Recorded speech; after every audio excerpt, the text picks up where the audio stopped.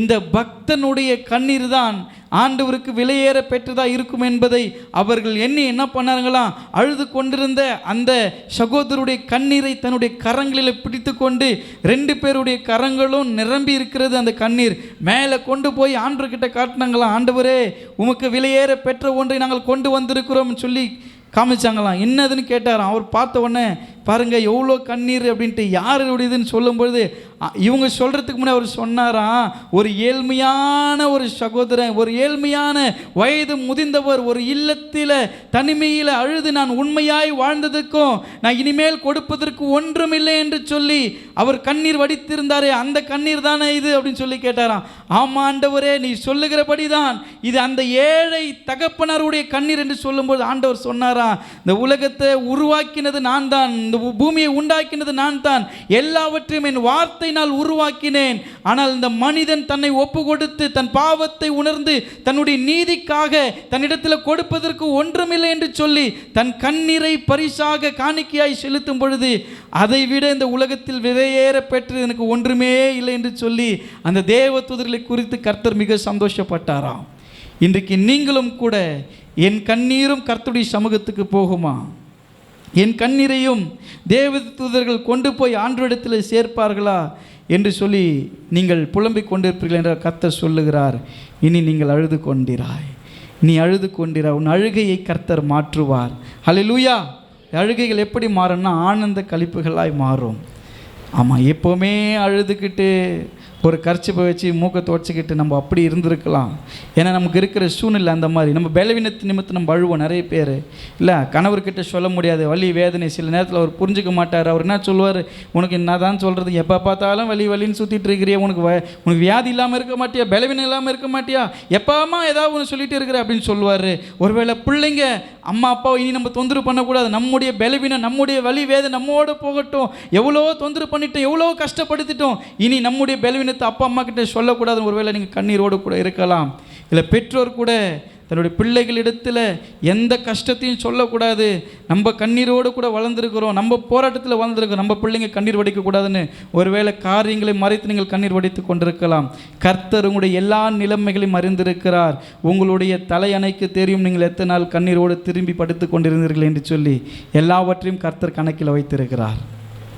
ஆமென், ஆமென், ஹல்லேலூயா. உங்களுடைய கண்ணீரை கர்த்தர் துருதியில் வைத்திருக்கிறார். உங்கள் கண்ணீருக்கு எல்லாவற்றுக்கும் பலன் உண்டு. நான் காலத்துக்கும் இப்படி தான் அழுதுட்டு இருக்கணுமா, வாழ்நாள் முழுதும் நான் அழுது கொண்டு இருக்கணுமா, என் வாழ்க்கை பூரா அழுக மட்டும்தான் எனக்கு பரிசா என்று நீங்கள் கலங்கி கொண்டிருப்பீர்கள் என்றால் கர்த்தர் சொல்கிறார், உன் அழுகையெல்லாம் நான் மாற்றுவேன். உன் அழுகை இனி நீ அழுது கொண்டிருக்க மாட்டேன். இனி உன் வாழ்க்கையில் அழுகை இல்லை. நிறைய பேருக்கு விசுவாசமே இல்லை. ஒரு ஆமைன்னு கூட சொல்லத்துக்கு மனசு வர மாட்டேன். இல்லை, அழுதுனுக்கிறீங்களா? இல்லை, எல்லாம் சிரிச்சிட்டு தான் இருக்கிறீங்களே. அழுகிறதுன்றது நிறைய பேர் நினைப்பாங்கன்னா, நான் அழுதுன்னா தோற்று போயிட்டு நான் அர்த்தம், யார் எதிர்க்கும் நான் அழக்கூடாது, அதனால் ரொம்ப கண்ட்ரோல் பண்ணின்னு சில பேர் அழ மாட்டாங்க. எப்போவுமே அவங்க முகம் எப்படி தெரியுமா இருக்கும், சிரித்த மாதிரியே இருப்பாங்க. இப்போ என்னம்மா சிரிச்சுக்கிட்டே இருக்கிறாங்க. அது ஒரு மாஸ்க்கு. அந்த மாஸ்க்கு கட்டின போய் தான் தெரியும் அது எத்தனை அலங்கோலம் இருக்குதுன்னு சொல்லிட்டு. அல்லேலூயா. இன்றைக்கி நிறைய பேர் சிரிக்கிற மாஸ்க்கு போட்டு தெரிஞ்சுன்னு இருக்கிறாங்க. அதை போட்டுன்னு சிரிச்ச மாதிரியே இருக்கிறாங்க. இவங்களை பார்க்கும்போதெல்லாம் சிரிச்ச மாதிரியே இருக்கிறாங்க நம்ம நினைக்கிறோம். ஆனால் அதுக்கு பிறகு அந்த அந்த அந்த அந்த அந்த முகமூடிக்கு பிறகு தான் அவங்களுடைய கண்ணீர், அவங்களுடைய அழுது கண்கள் எல்லாம் குழி விழுந்து இனி அழுவதற்கு கண்ணீரும் இல்லாமல் கலங்கி கொண்டிருக்கிற நிலைமைகள் நீங்கள் இருப்பீர்கள் என்றால் கர்த்தர் சொல்கிறார், உங்கள் கண்ணீர்களெல்லாம் நான் துடைப்போம், கண்ணீரெல்லாம் மாற்றுவேன். இனி உன் வாழ்க்கையில் நீர் கண்ணீர் வடிக்கணுன்ற சூழ்நிலை நான் உனக்கு உருவாக மாட்டேன். நீ அழுது கொண்டிருந்தது போதும் என்று கர்த்தர் சொல்லுகிறார். முதலாவது, ஆண்டவராகிய இயேசு கிறிஸ்து கண்ணீர் விட்டார். இயேசு கண்ணீர் விட்டார். இல்லை, 11:35 யோவான் 11ஆம் அதிகாரம் 35வது வசனத்தை நம்ம வாசிப்போம்.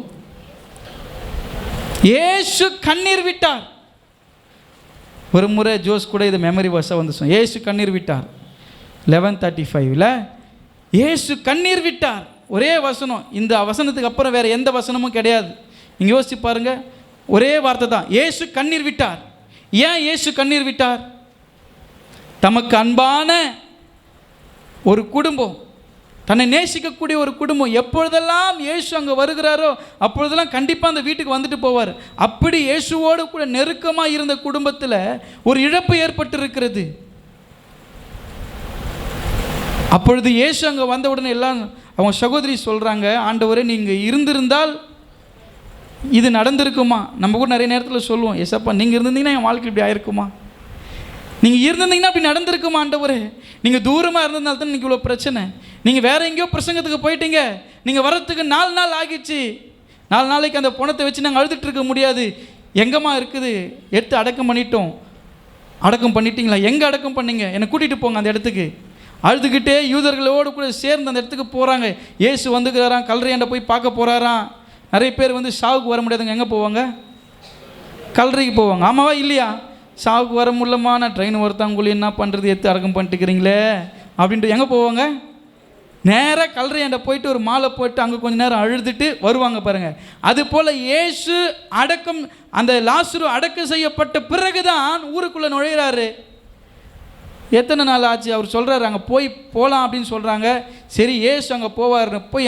போய் நிற்கும் பொழுது மார்த்தாள் மரியாளுக்குள்ளே இருந்த அந்த அன்பு அபிஷேகம், அந்த ஒரு தேற்றுதல், எப்பொழுது என்னை எப்படியெல்லாம் பார்த்துக்கிட்டாங்க இவங்க அப்படின்ற ஒரு அரவணைப்பை இயேசு உணர்கிறாரு. அங்கே இவங்க 2 பேர் அழுறதை பார்த்து அங்கே இருக்கிற யூதர்கள் எல்லாம் கலங்கினார்களாம். முதலாவது இயேசு ஆவியில் எப்படி கலங்குறாரு? ஆவியில் கலங்குகிறார். அது எப்படி தெரியுமா?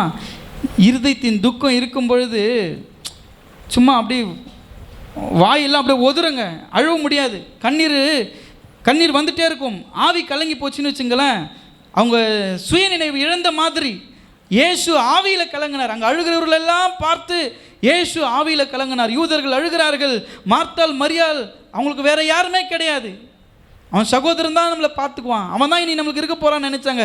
அப்படிப்பட்ட சகோதரனே போயிட்டானே, இனி உங்களுக்கு யாரும் இல்லையேன்னு சொல்லி யூதர்கள் அழுகிறதை பார்த்து இயேசு ஆவியில் கலங்கினார்.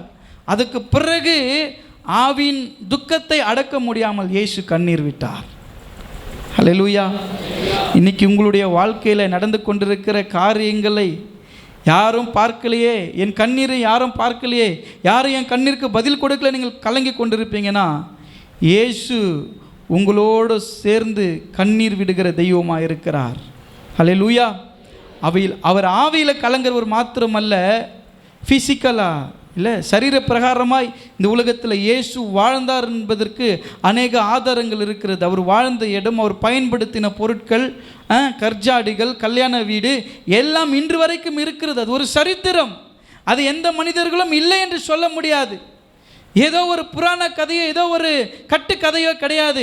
வேதாகம் என்பது ஒரு வரலாற்று சம்பவம். இயேசு கிறிஸ்து பிறந்தார் கிமு என்று சொல்லி காலங்களை, சரித்திரங்களை 2ஆக பிளந்தது தான் இயேசு கிறிஸ்துவின் வரலாறு. அப்படி வாழ்ந்தவர் நம்முடைய தெய்வம்.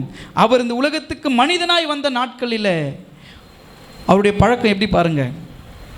உங்களுடைய பழக்கம் ஆண்டவரோடு கூட அப்படி இருக்கணும் இல்லை, சும்மா அலறவங்க மாதிரி கிடையாது. ஆவியில் இயேசு கலங்கி கண்ணீர் விட்டார்னா அவர் எவ்வளோ துக்கம் அடைஞ்சிருப்பார். அவர் ஆல்மைட்டி இல்லை, அவர் சர்வ வல்லமுள்ள தேவன். அவர் எதற்கு கண்ணீர் வடிக்கணும்? சாதாரண ஒரு மனுஷன் செத்து போனதுக்கு 2 சகோதரிங்க அழுதுனுக்கிறதுக்கு இயேசு ஏன் கண்ணீர் விட்டார்? அவர்கள் மீது இருந்த அன்பு. இன்றைக்கு நீங்கள் கண்ணீர் விடும் பொழுதும், நீங்கள் ஆண்டவரோடு கூட நெருக்கமாக இருக்கும் பொழுது, ஆண்டவரோடு கூட நீங்கள் பழகுகிற ஒரு பழக்கம், ஆண்டவரோடு கூட ஏற்பட்டிருக்கிற ஒரு நெருக்கம். நான் யோசிக்கிறேன், அந்த பிள்ளைகளுக்கு தாய் தகப்பன் இல்லை, இயேசு ஒருவர் தான் அந்த குடும்பத்துக்கு ஆறுதல். வரும்பொழுதெல்லாம் இயேசு அவங்க வீட்டுக்கு போவார். அவர்களுக்கு சாப்பாடு கொடுப்பார்கள், அவரை கவனிப்பார்கள், அவர்களுக்கு தேவையான பணிவிடைகள் செய்வார்கள். இயேசு அங்கு அமர்ந்து போதனை செய்வார். அந்த போதனைகள், உபதேசங்களை கேட்டு அவர்கள் சாட்சியாய் வாழ்ந்து கொண்டிருந்தார்கள். அவர்கள் யோசித்திருப்பார்கள், இயேசு தான் எனக்கு தகப்பனும் தாயுமாய் இருக்கிறார் அப்படின்றத அவங்க யோசிச்சிருப்பாங்க. இன்றைக்கு நீங்கள் யாரெல்லாம் எனக்கு அப்பா இல்லை, அம்மா இல்லை, எனக்கு சகோதரன் இல்லை, நான் தனி பொண்ணாக இருந்துட்டேன், ஒரு பொண்ணாக பிறந்துட்டேன், எனக்கு யாருமே இல்லை, நீங்கள் கலங்கி கொண்டிருக்கிறீங்களோ, இயேசு நீங்கள் கண்ணீர் விடும்போது உங்களோடு கூட சேர்ந்து அவர் கண்ணீர் விடுகிற தெய்வமாக இருக்கிறார். ஹல்லேலூயா. உன் கண்ணீரை கர்த்தர் துடைப்பார். அவர்கள் அழுகிறதை கண்டு வந்த உடனே ஆண்டவர் எத்த உடனே கல்லறை தரங்க, லாசரு வெளிவான்னு கூப்பிடல. அங்கே நின்று நிதானமாக யோசித்து அவருடைய நிலைமைகளை எல்லாம் பார்க்கிறார். இன்னைக்கு ஆண்டவர் இந்த சிங்காசனத்தில் அமர்ந்திருக்கிறார் நீங்கள் நம்புகிறீர்கள் என்றால், இங்கே அமர்ந்து உங்களுடைய ஒவ்வொருவருடைய நிலைமைகளையும் கர்த்தர் பார்த்து கொண்டிருக்கிறார். நான் உங்கள் முகத்தை பார்த்து கொண்டிருக்கிறேன், உன் முகத்தை பார்த்து நான் பேசிகிட்டு இருக்கிறேன். ஆனால் இங்கே உட்கார்ந்து கர்த்தர் யோசித்து கொண்டிருக்குது. என் பிள்ளை என்ன யோசிச்சுட்டு இருக்குது, என் மகன் என்ன யோசிச்சுட்டு இருக்கிறான், இன்றைக்கி அவனுக்கு என்ன தேவை இருக்குது, அவன் எதை நினச்சி கலங்கி கொண்டிருக்கிறான். நீ கண்ணீர் வடித்து நீ அமர்ந்து கொண்டிருந்த உன்னோடு கூட சேர்ந்து கண்ணீர் விட்டு அமர்ந்து கொண்டிருக்கிறார். 100 பேர் சிரித்து கொண்டிருக்கிறவர்களோடு கூட சிரிக்கிறவர் அல்ல, கண்ணீர் விடுகிற ஒரு ஆத்மாவோடு சேர்ந்து கண்ணீர் விடுகிற தெய்வம் நம்முடைய தெய்வம். ஹல்லேலூயா. மாம்சமாக இயேசு வந்தாருங்க, மாம்சமாய் வந்தார். அவள் ஆவியில் கலங்கியிருந்தாரும் பரவாயில்ல, ஆனால் ஒரு சரீர ரீதியாக ஒரு மனுஷன் துக்கத்தை தாங்க முடியாமல் ஆம்பளைங்கெல்லாம் சும்மா அப்படி ஸ்ட்ராங்காக நிற்பாங்க. லேடிஸ் தான் சின்ன விஷயத்துக்கு கூட என்ன பண்ணுவாங்க, பரண்டு பரண்டு அழுவாங்க, மண் வாரி பூசிக்குவாங்க. பார்த்துருக்குறீங்களா அவங்க அழுவுறத? சாவு வீட்டில் போய் நீங்கள் பார்க்கணுமே அழுகிற அழுகைகளை. ஏன் அழுகுறேம்மானுக்கு ஒரு அம்மா கிட்ட கேட்டேன். பரவாயில்ல, அவர் மேலே இவ்வளோ பாசம் வச்சுக்கிறேம்மா, நான் என் வீட்டில் நினச்சி சாவை நினச்சி அழுதுட்டுருக்குறேன். இங்கே செத்து போனவரை பற்றி அவங்க அழில, யார் நினச்சி அழுதுகிறாங்க? அவங்க வீட்டில் யாராவது செத்துட்டாங்களாம் எப்போ, அதை நினச்சி அழுதுட்டுருக்குறாங்க. இங்கே அப்படிலாம் கிடையாது. இயேசு அங்கே இருக்கிற சூழ்நிலையில் மனுஷன் வந்து அழுகிற அழுகை எப்படி தெரியுமா? சும்மா ஒரு போலியான அழுகை, சும்மா மொனக்கண்ணில் தண்ணீர் வச்சு சும்மா பேர் அப்படி ஆண்டவர் அப்படி உள்ளம் விஷனப்பட்டது, இருதயம் பாரம் கொண்டது. இயேசு ஆவியில் கலங்கினார். ஃபஸ்ட்டு அங்கே நிற்கிறவங்களுடைய சூழ்நிலையெல்லாம் ஆண்டவர் பார்த்தார். நீங்கள் கொஞ்சம் இமேஜின் பண்ணி பாருங்களேன். சுற்றி நிற்கிறவங்க எல்லாம் கண் கலங்குறாங்க. அது 2 சகோதரி அழுகிறத பார்த்து அவங்க புலம்பின்னு இருக்கிறாங்க. ஆண்டவரே, நீங்கள் இருந்திருந்தால் அப்படி ஆயிருக்குமாப்பா, நீங்கள் எங்கே போனீங்க, நீங்கள் இருந்துதான் என் சகோதரனை காப்பாற்றிருப்பீங்களே. இன்றைக்கு உங்களுடைய நிலைமைகள் கைமீறி போயிருக்கலாம். இனி இது நடக்காது நீங்கள் யோசிச்சிருக்கலாம். கொண்டு போய் நீங்கள் அடக்கம் பண்ணிட்டு இருக்கலாம். இயேசுவும் வந்தார், ஆவியில் கலங்கினார், கண்ணீர் விட்டார். அவங்களுக்கு என்ன தெரியுமா? இயேசு கண்ணீர் விட்டார், இனி எதுவும் நடக்காது அப்படின்னு என்ன அர்த்தம் தெரியுமா? ஆண்டவரால் எதுவும் பண்ண முடியாது, ஏன்னா அவரே அழுதுட்டுருக்கிறாரு. நீங்கள் நல்லா புரிஞ்சுக்கணும்.